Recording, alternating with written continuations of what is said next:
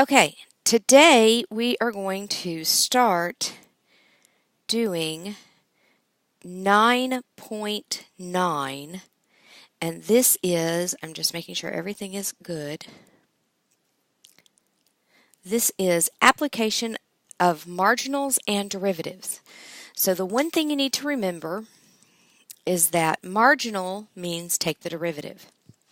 We learned that in section in 1330 that marginal means slope. And we learned that in 9.3 that slope is the derivative. And so for now, what we're going to do is we're going to find the marginal cost, the marginal revenue, and the marginal profit. And all that means is that we're going to take the derivative of each. Okay, you have to go back and remember from 1330 that cost is the variable cost plus the fixed cost. And the variable cost could be a function. And there are some questions in the homework that we're going to work where the variable cost is a function. The revenue is the price per unit times the number of units. Often the price per unit is given to us as a price function. Then we need to find the profit, which is the revenue minus the cost. Okay? And those are all from 1330. Now, we recall that marginal means slope. That was what was told us, is that M of R, M of C, and M of P, all of these mean the slope. Now, in 1330, you generally had lines, but no, we're not talking about lines anymore. The new concept that we talked about in 9.3 was that the slope is the derivative. Okay? And so from now on, we're going to take the derivative when we want to find the marginal cost, the marginal revenue, or the marginal profit. Okay? So, and every single one of these examples in this section is going to be a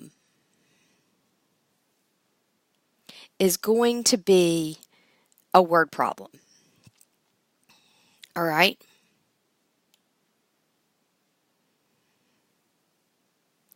Now, remember that suppose that the demand for a TV service is given by this price function, the price function, where P is the monthly price in dollars and X is the number of subscribers. Find the total revenue as a function of the number of subscribers. So part A says to find the revenue, which is the price times X. So that's going to be 78 minus 0.4x times X. So that gives us 78x minus 0.4x squared. Find the number of subscribers when the company charges $50 per month for a cable service. Okay, now one thing you have to remember is that X is in hundreds. So we need to remember that X is in 100. Okay, so if X is in hundreds, then R is in hundreds. Okay, if my X is in hundreds, then my R is in hundreds. So B is just asking to find the revenue. No, it's not. Find the number of subscribers when the company charges $50 per month. So this is my price per month. Okay, so what I automatically wanted to do was put $50 in my revenue, but that's not what it's asking. It's telling me that 50 is my price. So I'm going to set that equal to 78, and I want to find my x. So this is what part B is asking. So that tells me that I have negative 28 equals negative 0.4 x. So x equals 70. Okay, so if I were to write this up in a sentence, okay, then it says that when the company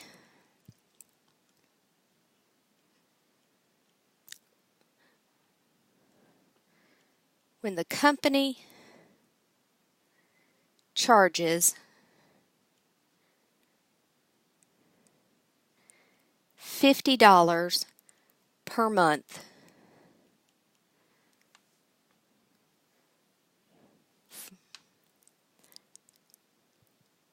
for cable service,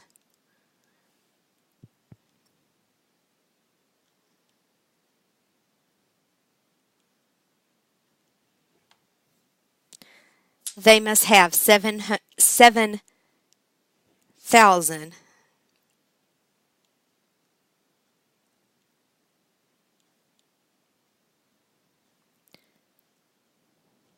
subscribers.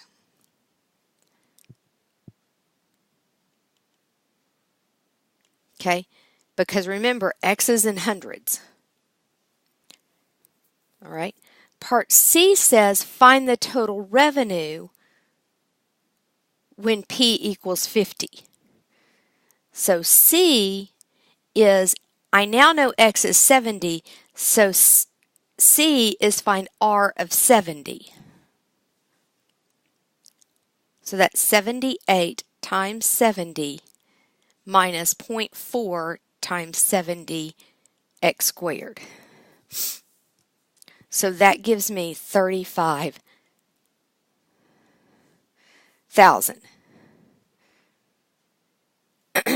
And so in a sentence, that would be when the company has 7,000 subscribers, the revenue will be, and so I make this to be, so then the revenue is going to be 350000. So what is that? That's $350,000. Because remember, if X is in hundreds, then the revenue is in hundreds. So part D says, how would the company attract more subscribers? Sorry, my pen just hit my coffee. How would the company attract more subscribers? By lowering their prices. So if they want more subscribers, then they're going to need to lower their prices. So by lowering prices.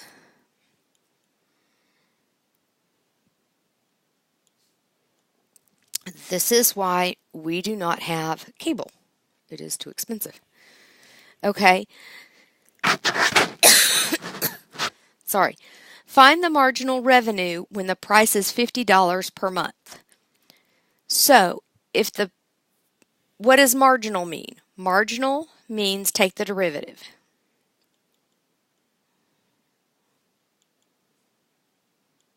Then find derivative. All right, so r prime of x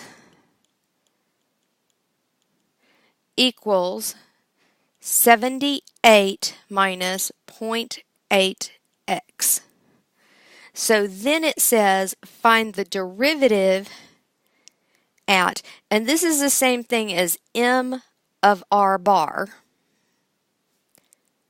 Okay, m of r is, so then it says find the derivative at 70. So I'm going to put 70 in there. And I prefer this notation. So 78 minus 0.8 times 70. And what you get is 22. Now, remember, it's still in hundreds. Okay, now what does this mean? This means that for 7,000 7,100, that the revenue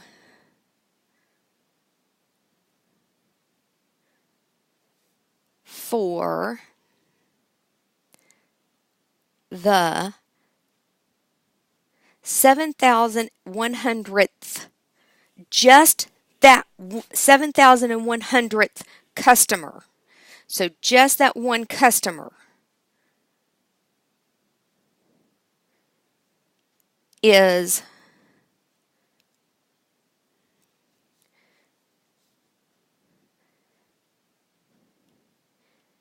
$220,000. So just that one customer, not for all the customers leading up to that, just that one customer. That's their revenue. Now I'm going to go right over here. So what does this mean for, or suggest for, the charge of monthly subscribers? So notice the difference between this and this.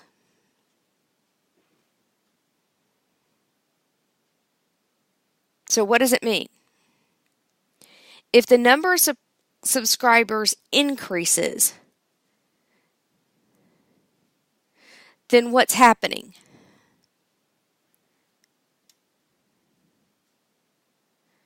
So I've increased. What's happening?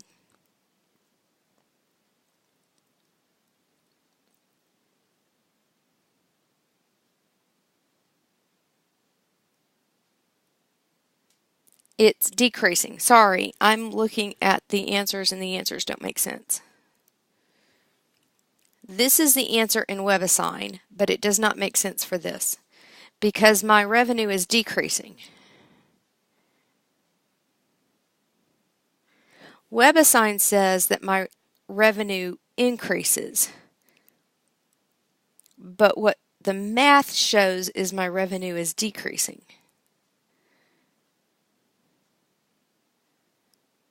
Okay, so WebAssign says revenue increases.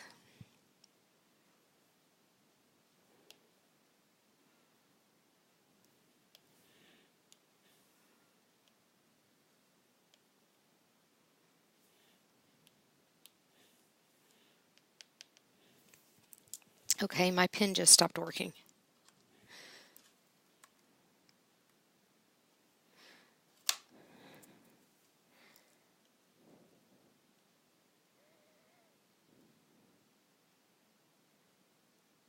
Increases. Math shows decrease.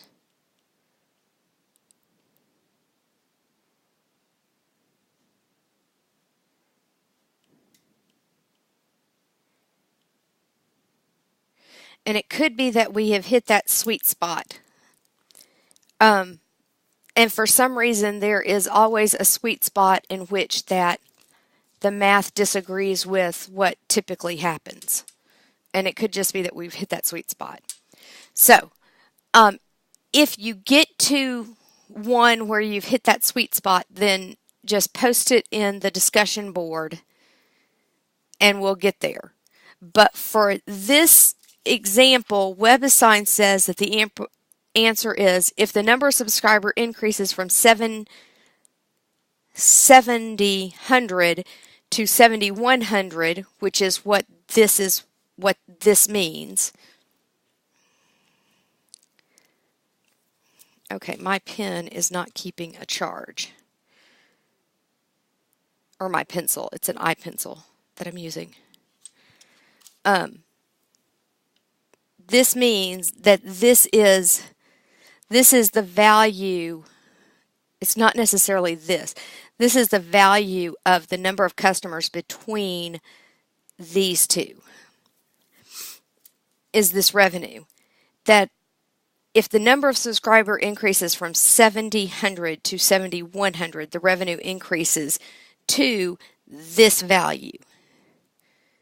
That's what WebAssign says the answer is. What I'm getting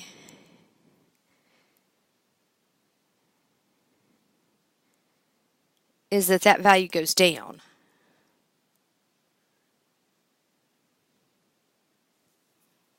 So if that's what you're coming up with, then let me know if you're not getting that. So, all right, let's look at the second example. All right, the second example is a cost example. So find the marginal cost. So part A is find the marginal cost. So MC, which is C prime of X, is 2X. All right, at 4. So C prime of 4. Now the reason I like this notation better is it allows you to put the 4 in there. So C prime of 4 is 8. Tell what this predicts about producing one additional unit. So part B, what this means is that the estimated cost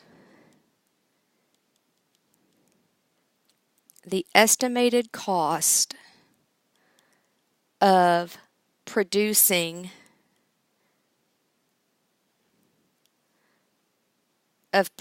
5 units is $8. Okay.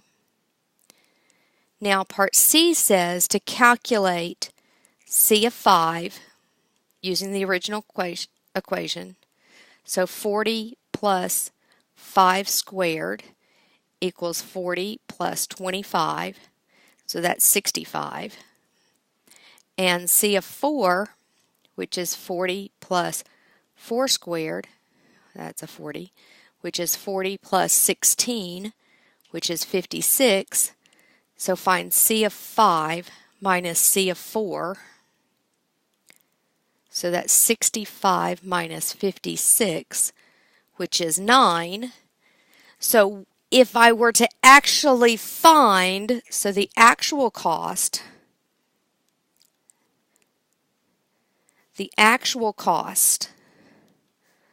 of producing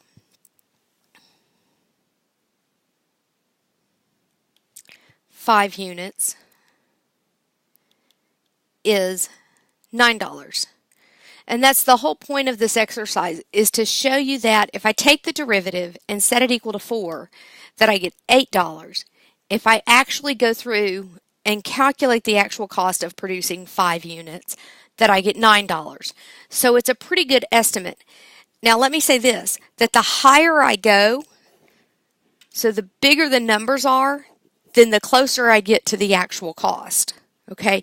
Because my numbers are 5 and 4, I'm $1 away. But if my numbers were 50 and 49, I would get closer to the actual cost. So the bigger my numbers are, the closer I get to the actual cost. All right, so let's go on to example 3. Okay, this one is one where we have to find the profit. So we're doing the exact same thing this time as we did in the last question. So we're going to find the profit function, find the profit at 100, find the marginal profit, find the marginal profit at 100, then estimate the profit between 100 and 101. So we're going to do the same thing that we did with the cost, but now we're going to estimate the profit at 101. And this file is not the correct file. There should be an equal sign there. And I think I uploaded the correct file. I know I have it printed out correctly, but I don't know why this one is not the correct one. Okay, so part A is to find the profit function. So P of x equals R of x minus C of x. So that's 46x minus bracket 100 plus 30x minus 1/10 x squared. Sorry, plus 1/10 x squared. Now we need to distribute this minus sign to everything in the parentheses. So P of x equals 46x minus 100 minus 30x minus 1/10 x squared. Now we need to simplify. So P of x equals, I'm going to rewrite this, minus 1/10 x squared plus 16x minus 100. Part B says to find P of 100, and that gives us 500. Part C says to find P prime of x, so that gives us negative 1/10 times 2x plus 16, which equals negative 1/5 x plus 16. Okay, I'm going to have to scroll.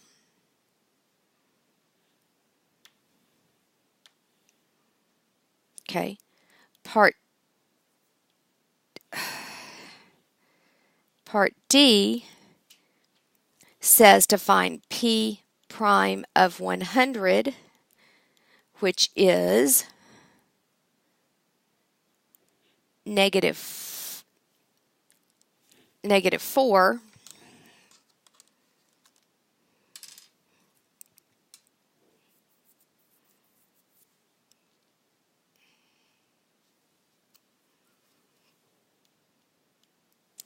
So this means the profit for selling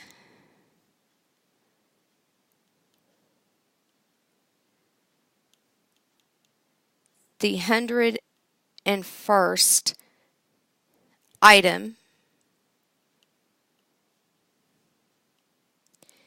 is about negative $4. Part E says to find P of 101,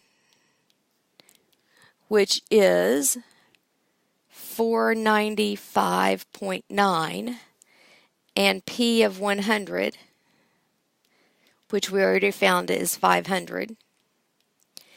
And then to find P of 101 minus P of 100, which gives us negative 4.1. So the exact price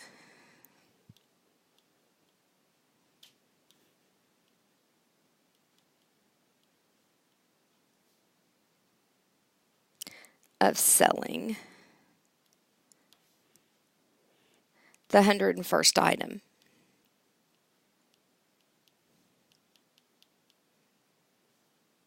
is negative $4.1.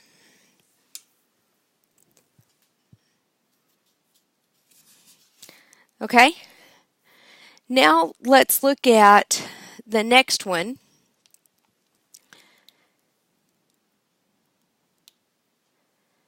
All right, now for 4 and 5, and I used to only just do 4, but then I decided to do 4 and 5.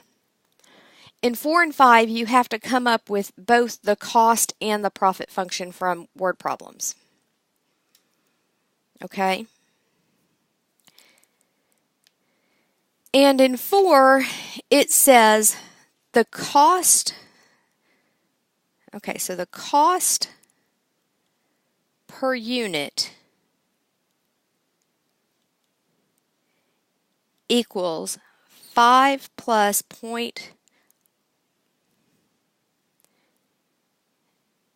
is 0.1x. This right here is your variable cost.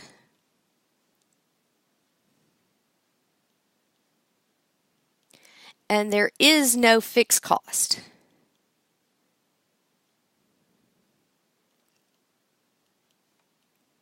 Given. Okay? And we're given that the price per unit equals $100. And we want, so the question is, what is the profit?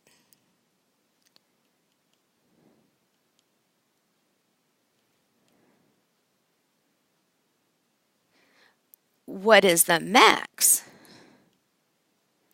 profit?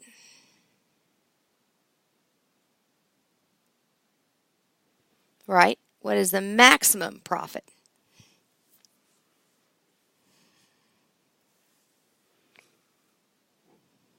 Okay? So, our cost function is going to be the cost per unit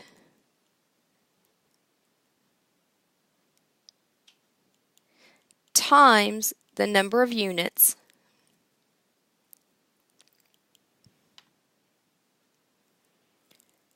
which is 5 plus 0.1x times x.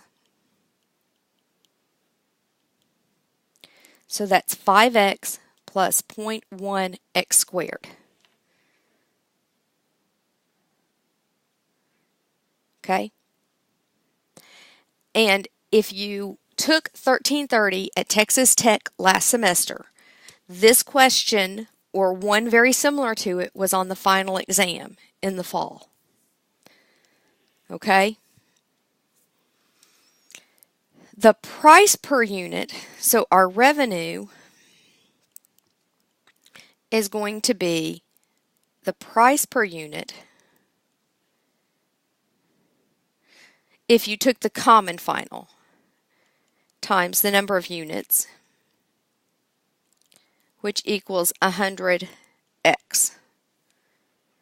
So now to find the profit, we have revenue minus cost. So that's 100x minus parentheses 5x plus 0.1x squared, which equals 100x minus 5x minus 0.1x squared, which equals minus x squared plus 95x.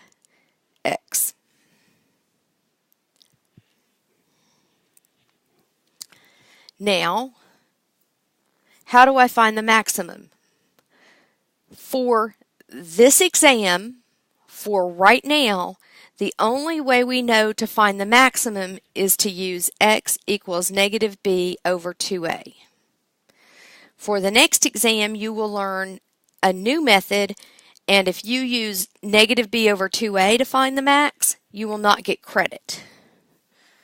So x equals negative b over 2a, so that's negative 95 over 2 times negative 1, and that gives us 475. So P of 475 equals 22562.5. Now I'm putting that back into the profit function, back into here. All right. So now the maximum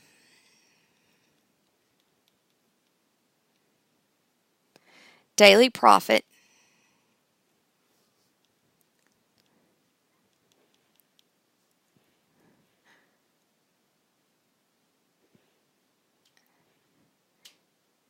is 22562.5 when 475 units are sold. Units are sold. Okay? All right. Now let's go and do the last one.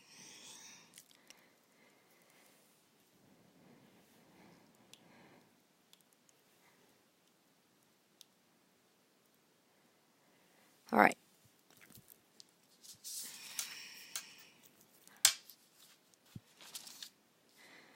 Now, this is almost the exact same thing. Well, it is the same thing. You do it the same way. Everything's the same as the last question. Okay?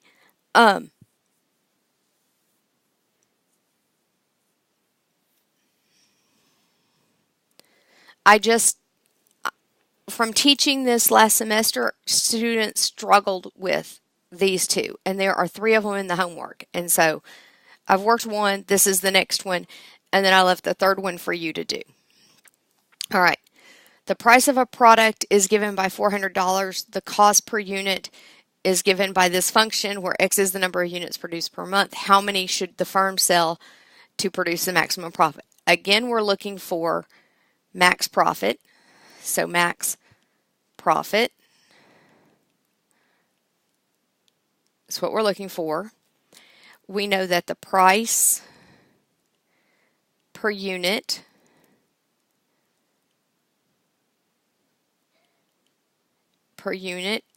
equals $400.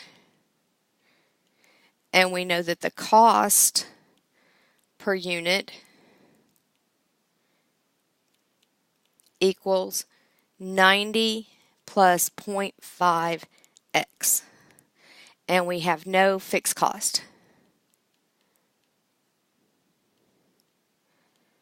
Okay, so our revenue equals 400x, and our cost equals 90 plus 0.5x times x, which is 90x plus 0.5x squared.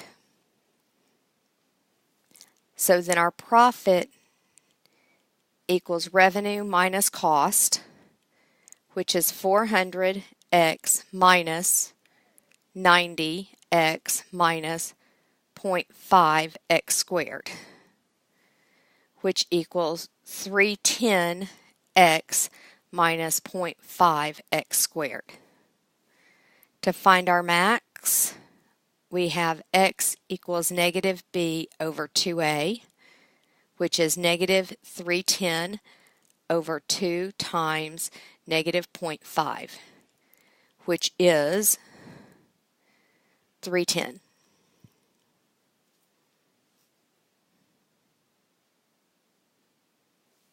And then we find P of 310, which is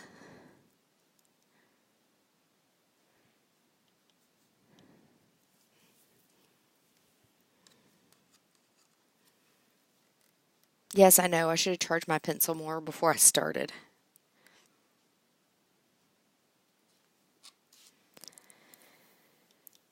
Which is $48,050. So the maximum profit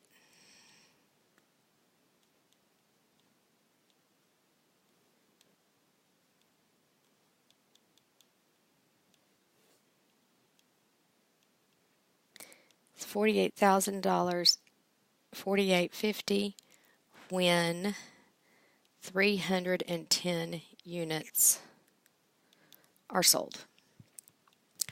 Now, the reason I'm writing complete sentences is because for every word problem like these that you write a complete sentence, you'll get a bonus point. Now, if your answer is a function, you don't get a bonus point. Okay? That is all there is for 9.9. But I wanted to work these out because a lot of students last semester struggled with these because they didn't remember the cost, revenue, and profit from 1330.